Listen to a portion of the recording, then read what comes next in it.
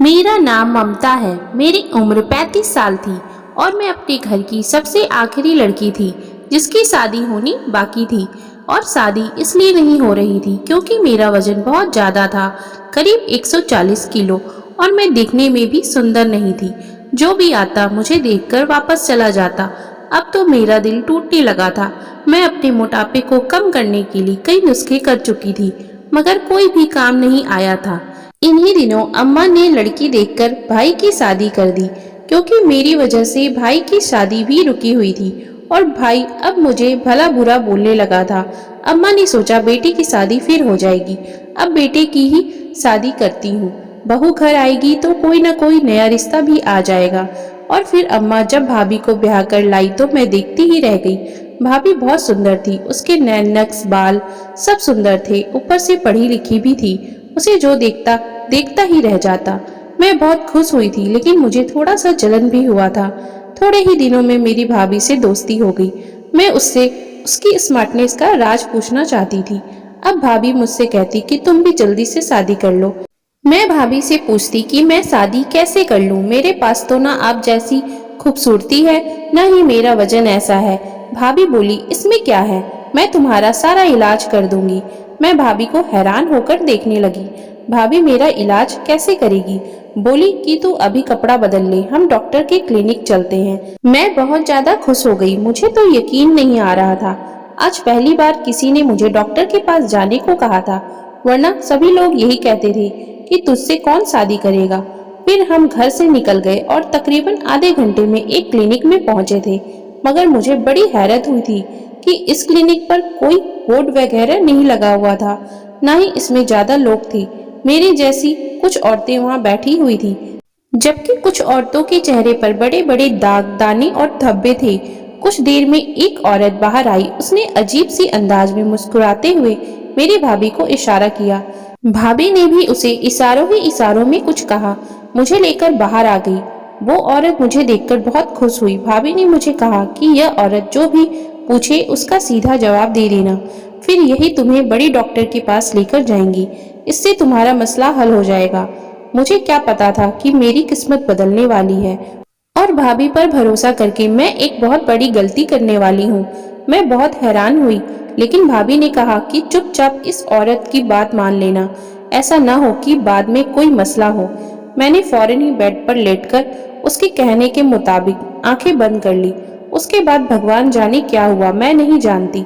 कुछ ही देर गुजरे थे कि आवाज आने लगी। शायद वो औरत कमरे में दाखिल हुई थी। कुछ देर में मुझे अपने पूरे जिस्म में जलन सी महसूस होने लगी। मैंने उस औरत से पूछा कि ये क्या था, मेरे साथ तुमने क्या किया है?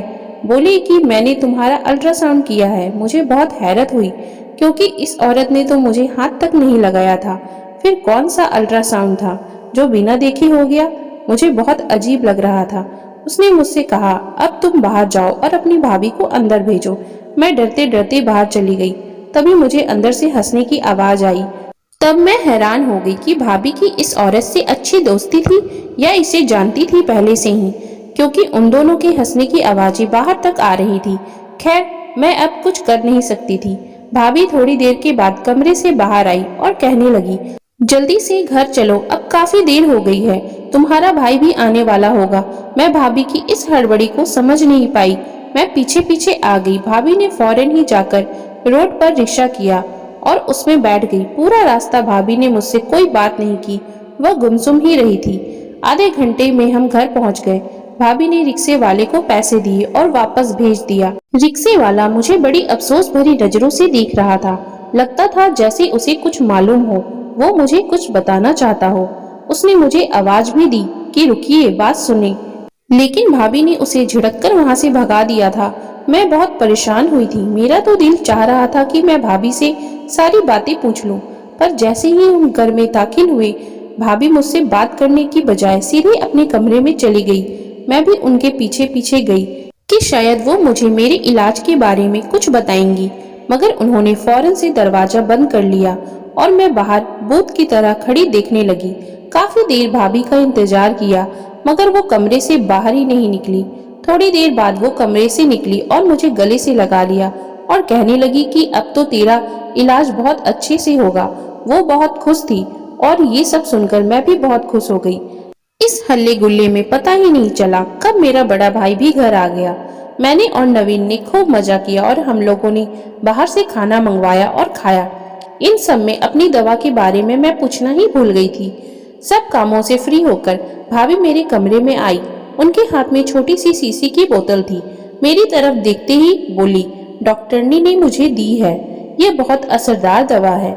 ये कहकर भाभी ने वो बोतल मुझे दिखाई। उसमें किसी खास किस्म का तेल था। भाभी ने मुझे बताया कि इसे नाक में डालकर सो जाना है, इससे सब ठीक हो जाएगा। भाभी की बात सुनकर मैं बहुत खुश हुई। भाभी ने कहा कि यह दवा बहुत महंगी है, मैंने तुम्हारे लिए 10,000 रुपए की ली है, इसको बहुत ख्याल करना। एक एक कतरा तेल नाक में डालती रहना, इससे तुम्हें बहुत ज्यादा मदद मिलेगी। मैं भाभी की बात सुनकर बहुत शुक्रगुजार हुई। फिर अचानक भाभी को कुछ याद आया और वो बोली, बात सुनो, तुम इस दवा को लगाने के बाद अपने कमरे में ही रहना, इधर उधर ना जाना, इससे नींद बहुत आती है। मैंने कहा, जी भाभी, मैं कहीं नहीं जाऊंगी, आप फिक्र ना करें। बहुत अच्छी बात है, चलो मैं चलती हूँ, रात बहुत हो गई है। यह कहकर भाभी मेरे कमरे से चली गई और मैं उस शीशी को देखने लगी जो बहुत ही छोटी सी थी। इसमें जैसे लगता था तेल नहीं बल्कि जहर का कतरा हो। मैंने इसे खोला तो एक अजीब सी बदबू मेरी नाक से टकराई थी। खैर, मैंने दरवाजा बंद किया और उसका इस्तेमाल करने के बाद मैं सो गई। मुझे उस रात बहुत गहरी नींद आई थी। काफी देर मैं सोती रही, बिल्कुल ऐसी जैसे कोई बेहोश होता है। सुबह के 10 बजे अम्मा ने मेरा दरवाजा जोर जोर से बजाया। अम्मा की आवाज सुनकर मैं बहुत ज्यादा डर गई थी, क्योंकि ऐसा पहले कभी नहीं हुआ था। उठते ही मेरी नजर घड़ी पर पड़ी तो मैं हैरान रह गई थी कि सुबह के 10 बज रहे थे, हालांकि ऐसा होना नहीं चाहिए था। थोड़ी ही देर बाद मैं नाश्ते पर गई। भाभी भी मेरे साथ बैठी थी। मुझे देख देख कर भाभी बहुत खुश हो रही थी। बोली कि रात को नींद कैसी आई। मैं भाभी को यह भी नहीं कह सकती थी कि मुझे बहुत ज्यादा नींद आई, बल्कि नशे वाली नींद आई, क्योंकि अम्मा भी साथ बैठी थी और हो सकता था कि वह मुझे इस बात पर भी डांटती कि तुम भाभी के साथ अकेली क्लिनिक में क्यों गई थी। इसलिए मैं चुप रही। थोड़ी देर बाद भाभी ने ही मुझे खुद अपने कमरे में आने का इशारा किया। मैं जैसे ही उनके कमरे में गई तो भाभी बहुत खुश थी। वो बोली कि देखो, वजन एकदम से कम नहीं होता है, तो तुम्हें कुछ महीने मेहनत करना पड़ेगा और इस तेल का बाकायदे से इस्तेमाल करना होगा। लेकिन इससे पहले मैं तुम्हारा एक और जगह टेस्ट करवाना चाहती हूँ। उस टेस्ट के बाद ज्यादा अच्छे से सब कुछ पता लग जाएगा। मुझे कुछ समझ नहीं आ रहा था, लेकिन मैं भाभी के साथ चली गई और जब वहां पर पहुंच गई तो उन्होंने कहा, ये कपड़े बदल कर आओ, फिर इसी में तुम्हारा चेकअप होगा। मैंने कपड़े देखे तो वो किसी दुल्हन के जैसे कपड़े थे। मुझे अजीब लग रहा था कि इन कपड़ों में मेरा चेकअप, और हैरत की बात ये थी कि ये कोई अस्पताल भी नहीं था। मैं हैरत निगाहों से भाभी को और उस लड़की को देखने लगी। अरे जाओ भी, पहन कर आओ ना, मैं तुम्हारा इंतजार कर रही हूँ। मेरे पास इतना वक्त नहीं है, मेरे पास और भी मरीज हैं। इसके बाद मैं उनके रूम में आ गई। मैंने बाथरूम में जाकर वह कपड़े लटकाए और चेंज करके बाहर आ गई। वो कपड़े मुझे पूरे थे, वरना इस तरह के कपड़े कभी मुझे पूरे नहीं आते थे। वो औरत मुझे कपड़े पहनाकर एक कमरे में ले गई। मुझसे कहने लगी कि तुम यहीं थोड़ी देर बैठी रहो, और हाँ, तुम्हें सामने उस शीशे को देखना है, हिलना डुलना नहीं है। मैं उस औरत की हिदायत पर अमल करने लगी। सामने एक कदम पर शीशा रखा हुआ था, मैं जिसमें देख रही थी। यहाँ मुझे बैठे काफी देर हो चुकी थी। फिर उसने मुझे कहा कि तुम उठकर खड़े हो जाओ और हिलना नहीं, नहीं तो तुम्हारे लिए मसला हो जाएगा। मैं तुम्हारे चेकअप के लिए बहुत बड़ी मशीन कमरे में सेट कर चुकी हूँ, उससे तुम्हारा चेकअप हो जाएगा। फिर उसने मुझसे कुछ और बातें भी की और बोली, अब तुम घर चले जाओ। भाभी इस बार बहुत परेशान थी। मुझे हैरत थी कि पहले की तरह वह खुश नहीं लग रही थी। उन्हें देखकर मैं भी हैरान और परेशान हो रही थी कि न जाने क्या बात है जो भाभी इतना परेशान है। जैसे ही हम लोग घर पहुंचे, भाभी मुझे लेकर अपने कमरे में आ गई और बोली, उस औरत ने तुमसे और क्या कहा था? वह बहुत फिक्र से पूछने लगी थी। मैंने कहा, उसने मेरा चेकअप किया। लेकिन भाभी, इन कपड़ों में चेकअप कौन करता है? मैंने परेशानी से पूछा था। हाँ, तो इस बात से फिक्र नहीं करो, बस तुम्हारा रिश्ता जल्द ही हो जाएगा। अब मैं तुम्हारे लिए रिश्ता लाऊंगी, पर फिक्र नहीं करो। भाभी ने कहा, मैं तुम्हारे लिए बहुत अच्छा रिश्ता लाऊंगी। भाभी ने कहा था तो मैं खुश हो गई थी। 2 दिन के बाद भाभी ने मुझसे कहा, मैं एक रिश्ता तुम्हें दिखाना चाहती हूँ, तुम्हें पसंद हुआ तो बताना। 2 दिन बाद ही वो लोग हमारे घर आ गए। तकरीबन एक पूरा खानदान हमारे घर आया। भाभी ने उन सबको यही बताया था कि मेरी ननद का रिश्ता अभी तक नहीं हुआ, मगर वो सब लोग जैसे मुझे पहले से ही जानते थे। अरे ये तो वही है, उनमें से एक औरत ने कहा। फिर वो लोग बिना कुछ कहे उठकर चले गए। भाभी ने कहा था कि अगर तुम्हारी शादी या रिश्ता इन लोगों के साथ नहीं होता तो मैं फिर अपने भाई से तुम्हारी शादी खुद करवाऊंगी। तुम इस बात की फिक्र नहीं करो। इनके जाने के बाद भाभी मुझे तसल्ली देने लगी और बोली, ये आखिरी लोग थे जिन पर मैंने भरोसा किया, बस तुम फिक्र नहीं करो। मैंने अपने भाई से सारी बात कर ली है। अगर वो तुमसे शादी करेगा तो तुम्हारी जिंदगी संवर जाएगी। मैंने भगवान का धन्यवाद किया। कुछ ही दिनों में भाभी का भाई मेरा रिश्ता लेकर आ गया। उन्होंने मुझे देखा तक नहीं और मेरी शादी की तारीख भी तय कर दी। मैं बहुत खुश थी। आखिर भाभी का दिया हुआ टोटका काम कर गया। लेकिन भाभी ने मुझे सख्ती से मना कर रखा था कि आइंदा वो दवा इस्तेमाल ना करना, उससे तुम्हें बहुत नींद आती है। मैंने भाभी की बात को समझ ली थी, सो मैंने वह दवा इस्तेमाल करना छोड़ दिया। मेरे लिए जिंदगी बहुत आसान हो गई थी। मेरा पति मुझे देखते ही मुझ पर फिदा हो गया। बोला कि तुम मुझे बहुत अच्छी लगती हो, तुम बहुत खूबसूरत हो।